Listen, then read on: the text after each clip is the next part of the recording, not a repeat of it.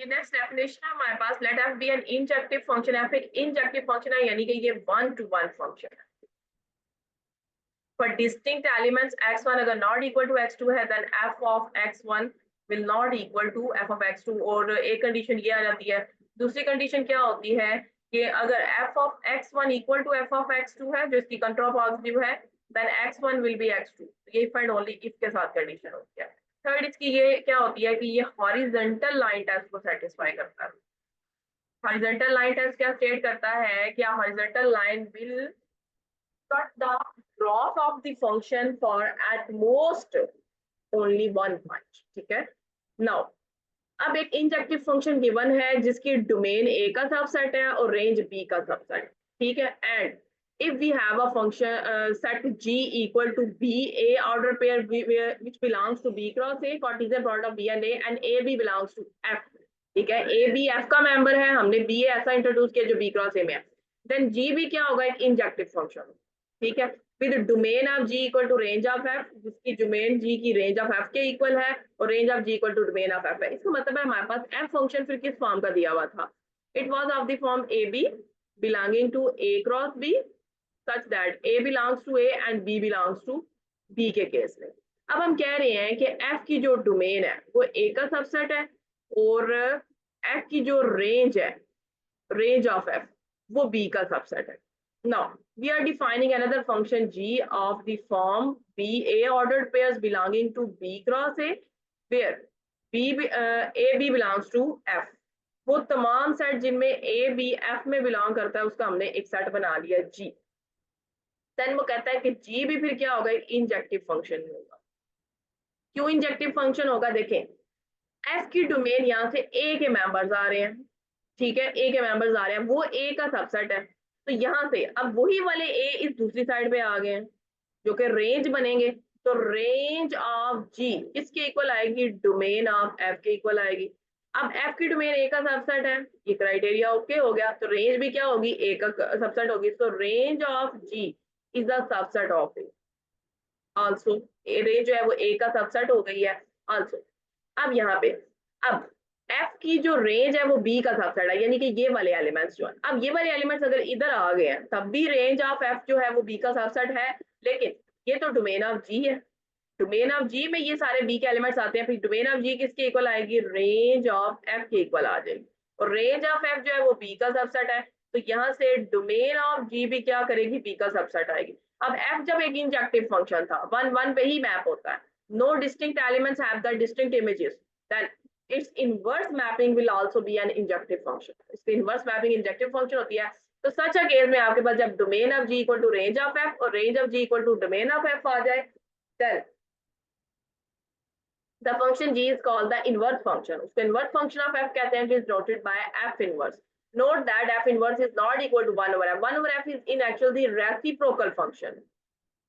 ठीक है। वो रियल नंबर्स होते हैं जिसमें x का इनवर्स भी 1 ओवर x ही होता है। ठीक है।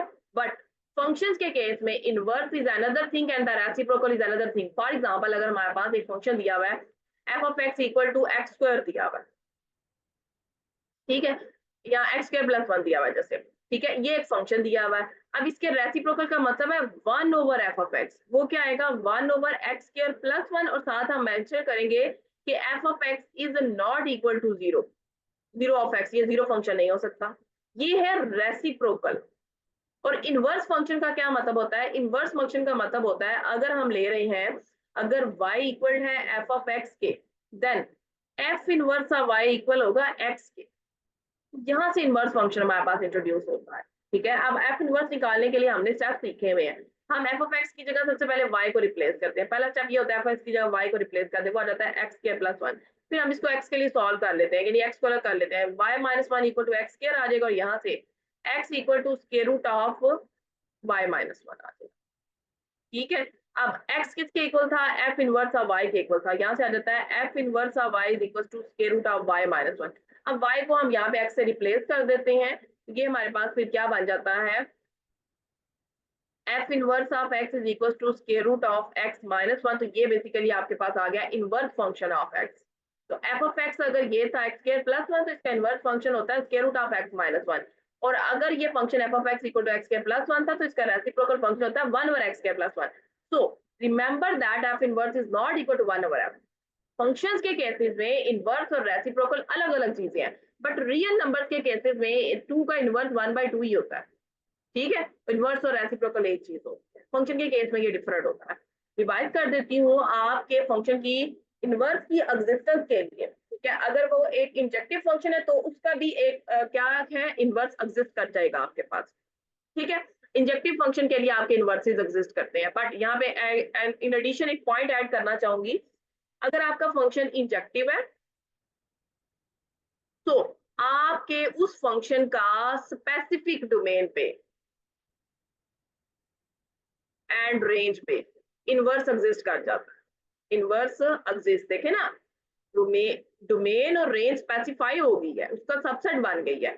बट अगर आपका फंक्शन बाइजेक्टिव बन गया, यानी उसमें इंजेक्शन और सरजेक्शन दोनों आ गया, यानी कि वो क्या है, 1 भी है प्लस ऑन टू भी है, देन आपके फंक्शन का जो, अगर वो फंक्शन एफ था, उसका इनवर्स ऑलवेज एग्जिस्ट करता है, exist on whole domain and range. Whole domain and range पे एग्जिस्ट करेगा. ठीक है, इनफैक्ट इसका जो इनवर्स होता है वो भी बाइजेक्टिव होगा.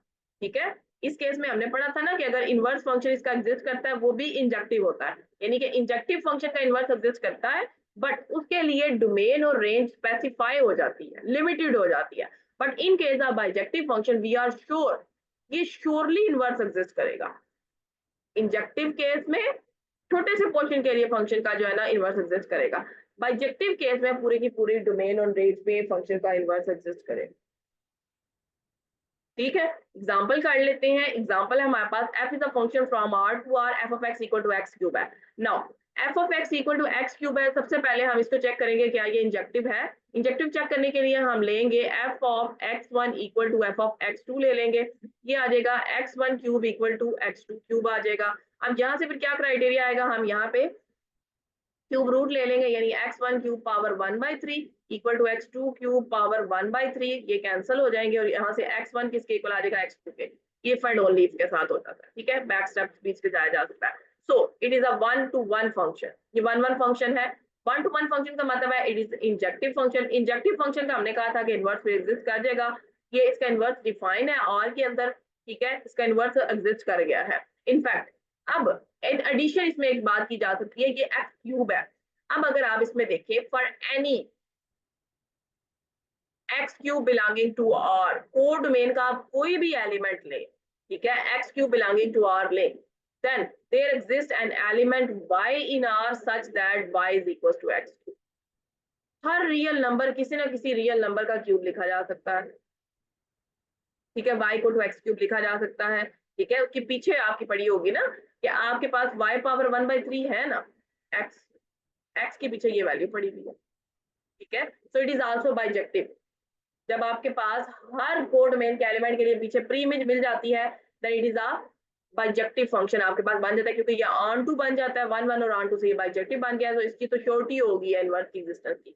अब इसका अगर इनवर्स आप फाइंड करना चाहते हैं, ये मैंने लिख दिया था वैसे, y पावर 1/3 इसका इनवर्स फंक्शन बन जाता है. ठीक है, y equal to x cube हो जाएगा. पहले हमने y को रिप्लेस करना तो फिर हमने इसको x के लिए सॉल्व करना है, तो दोनों साइड पे y power 1/3 x power 1/3, cube भी था कैंसिल होके x रह गया. अब x किसके इक्वल होता है, इनवर्स ऑफ y के इक्वल होता है. इनवर्स ऑफ y किसके इक्वल आ गया, 1/3 के. फिर y में रिप्लेसमेंट करते हैं हम x की, f inverse of x equal आ गया x power 1/3, then it is the inverse function of f of x equal to x. ठीक है, और आप इसको भी वेरीफाई कर सकते हैं, इट इज आल्सो बाइजेक्टिव. तो ये आपके पास एग्जांपल आ जाती है for the existence of N inverse function and bijective function. अब ऐसा फंक्शन जो जिसका इनवर्स आपके पास एग्जिस्ट नहीं करता, इनफैक्ट वो आपके पास बाइजेक्टिव या ऑन टू नहीं होता. हम एक बेस्ट एग्जांपल करते हैं नॉट ऑन टू की, वो एक्स स्क्वायर होता है. ठीक है, अब देखिए आप f ऑफ x पुट कर रहे हैं, आप इसमें -1 पुट करते हैं, उसका आंसर भी क्या आएगा, -1 का स्क्वायर 1 आएगा. आप इसमें 1 पुट करते हैं, 1 का स्क्वायर इक्वल टू 1 आएगा. इसका मतलब है आपने -1 नॉट इक्वल टू 1 पुट किया, जबकि आंसर दोनों का 1-1 आ गया. That is f of -1 is equal to f of 1. हमने कहा था distinct elements have the distinct images, but here we have the result that distinct elements have the same images. So ये फंक्शन 1-1 तो हो ही नहीं सकता, ये 1-1 नहीं है, नॉट 1-1 है. जब ये 1 1 नहीं है, इसका इनवर्स एग्जिस्ट नहीं करता, इनवर्स डज नॉट एग्जिस्ट, इसका इनवर्स एग्जिस्ट ही नहीं करता। ठीक है, उसके बाद अब ये ऑन टू भी नहीं है, ये ऑन टू क्यों नहीं है? आप अगर इस फंक्शन को देखें, इसकी डोमेन क्या है? आर है, दुनिया जहान के लिए नंबर इसमें पुट किए जा सकते हैं, लेकिन रेंज चेक करें, रेंज इसकी और पॉजिटिव है, कोई ऐसा रियल नंबर नहीं है -1 बिलोंगिंग टू आर एक ऐसा एग्जिस्ट करता है, there does not exist any y in R such that कि आपका y इक्वल हो, ठीक है, आपके y को उसकी फॉर्म में लिखा जा सके, पीछे सॉरी प्री इमेज नहीं मौजूद, x इन आर आएगा, y इक्वल टू -1 हमने लिया, x in R such that y equal to -1 is equal to f of x। दुनिया जान में ऐसा कोई नंबर नहीं है, डिस्कस कर ले और आंसर नेगेटिव आए, so it is not on to, ये on to भी नहीं होता, not on।